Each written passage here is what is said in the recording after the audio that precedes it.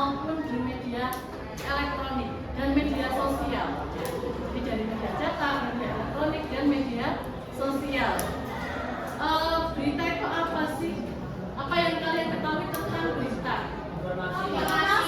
Informasi tentang apa? Peristiwa, fakta. Ya, fakta. Nah, peristiwa yang berdasarkan fakta.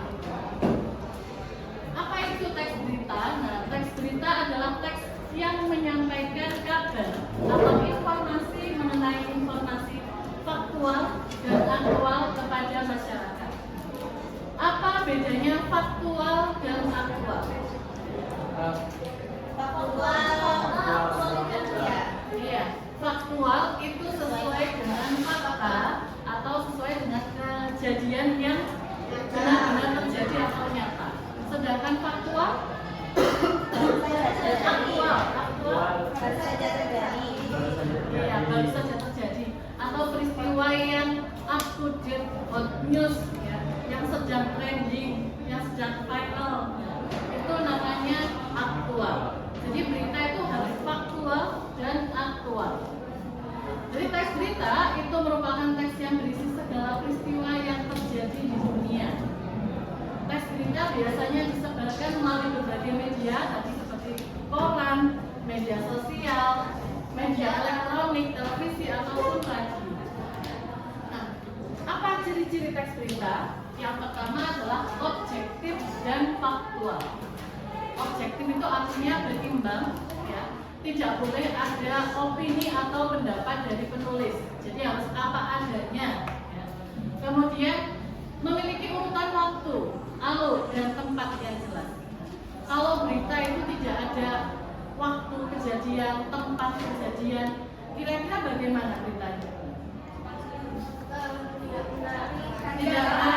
Tidak jelas atau tidak akurat. Nah, tidak akurat. Jadi berita yang akurat itu adalah berita yang memiliki unsur-unsur yang lengkap. Nah, nanti kita akan pelajari unsur-unsurnya. Kemudian ciri-ciri berikutnya yaitu aktual atau terbaru. Ya, jadi berita yang diberitakan tuh harus terbaru, yang sedang terjadi saat ini, yang sedang hangat dibicarakan. Ya.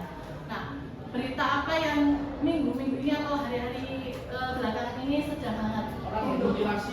Orang dimutilasi, betul ya. Itu sampai viral di media sosial ya, di berita ya. Jadi minggu ini itu berita tentang seorang yang dimutilasi. Ya. Kemudian berikutnya yaitu memuat unsur adiksimba. Nah, kalau di dalam bahasa Inggris kita mengenal 5W dan 1W. Kalau di dalam bahasa Indonesia kita mengenal adiksimba. Apa itu adiksimba?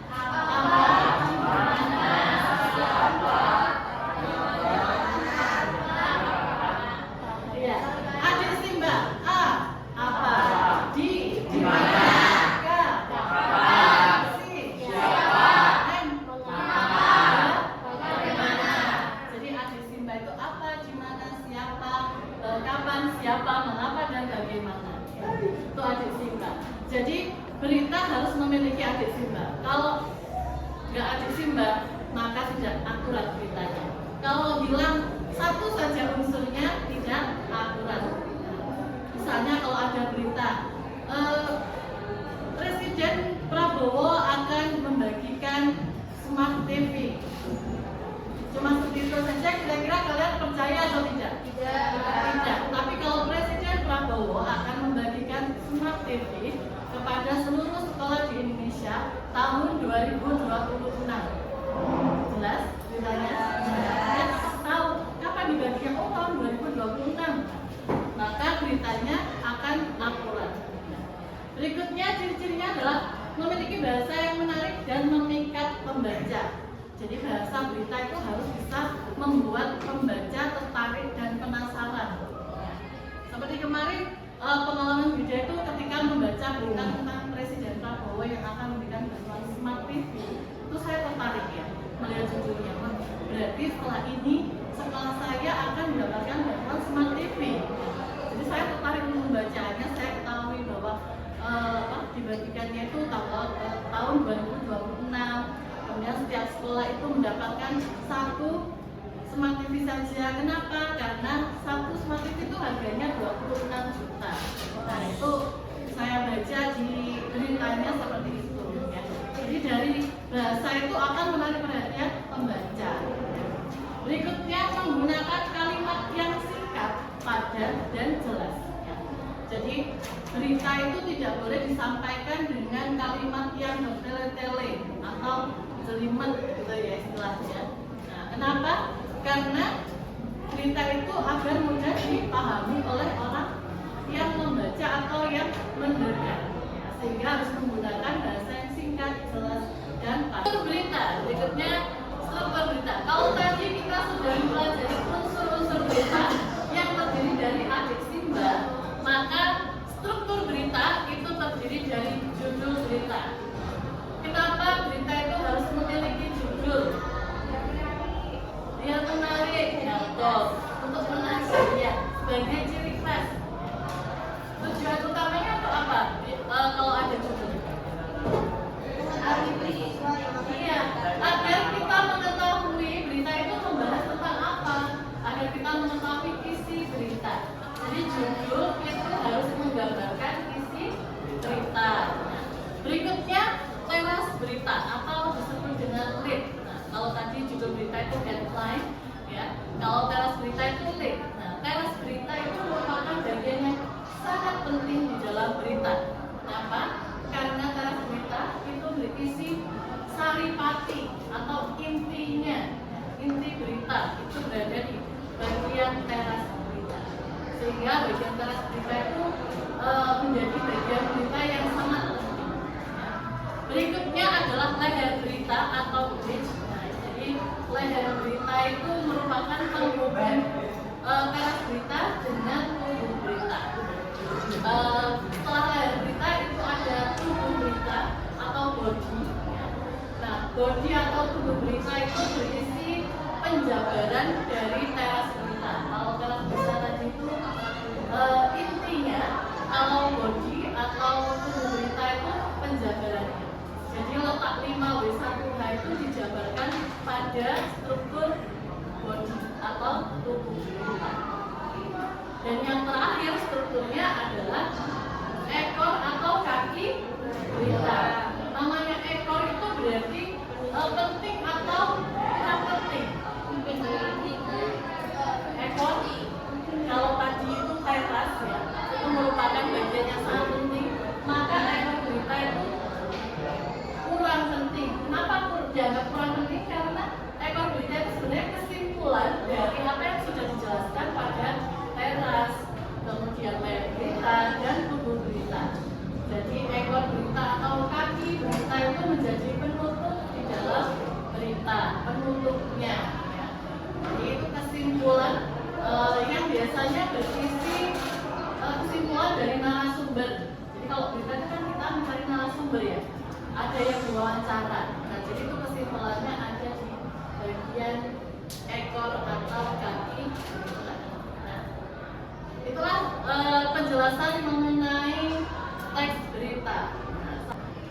Baik anak-anak, setelah kita mendengarkan penjelasan materi tentang teks berita, maka kegiatan kita selanjutnya adalah kita akan melakukan diskusi kelompok untuk menganalisis unsur-unsur yang terdapat dalam teks berita. Nah, sebelum teks beritanya nanti saya tampilkan, saya akan membagi kelompok. Nah, tapi di sini kita tidak boleh memilih sendiri, jadi kelompoknya akan kita tentukan melalui undian. Jadi kalau nanti semuanya mengambil satu persatu ya, mengambil undian satu-satu, jangan dibuka terlebih dahulu sebelum ada apa-apa dari saya.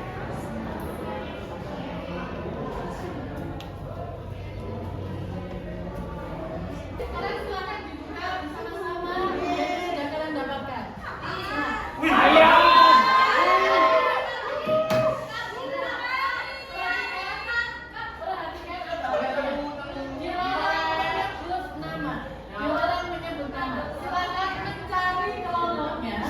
Tetapi dengan menyebutkan suara, bukan nama.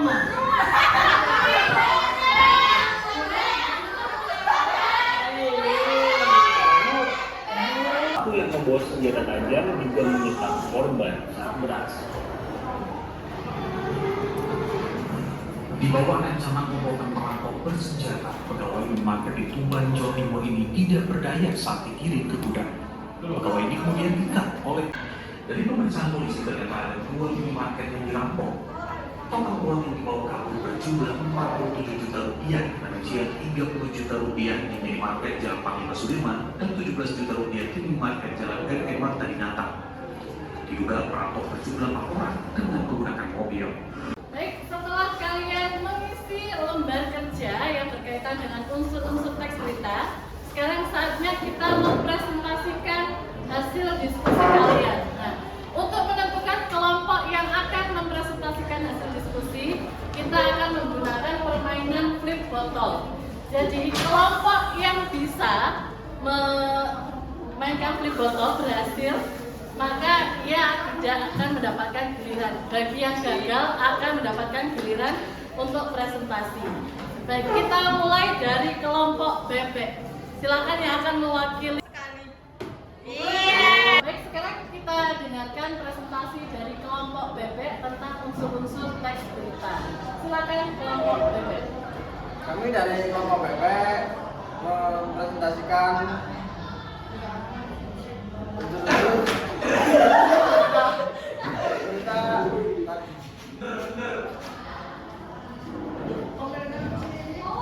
Peristiwa apa yang terjadi? 2 minimarket dirampok. Siapa yang mengalami peristiwa itu? Pegawai minimarket tersebut. Di mana peristiwa itu terjadi? Di Tuban, Jawa Timur. Kapan peristiwa itu terjadi? Pada dini hari. Mengapa peristiwa itu terjadi? Mungkin karena perampok malas bekerja tetapi menginginkan uang untuk kepentingan pribadi atau foya-foya. Bagaimana proses terjadinya peristiwa? Pertama, 4 orang menggunakan mobil mendatangi minimarket, lalu mengancam pegawai menggunakan senjata tajam dan dipaksa untuk membuka berangkas.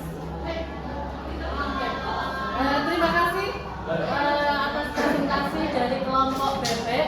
Beri aplaus untuk kelompok bebek. Setelah melakukan pembelajaran hari ini, nah apa yang bisa kita simpulkan tentang pembelajaran teks berita? Dirampok.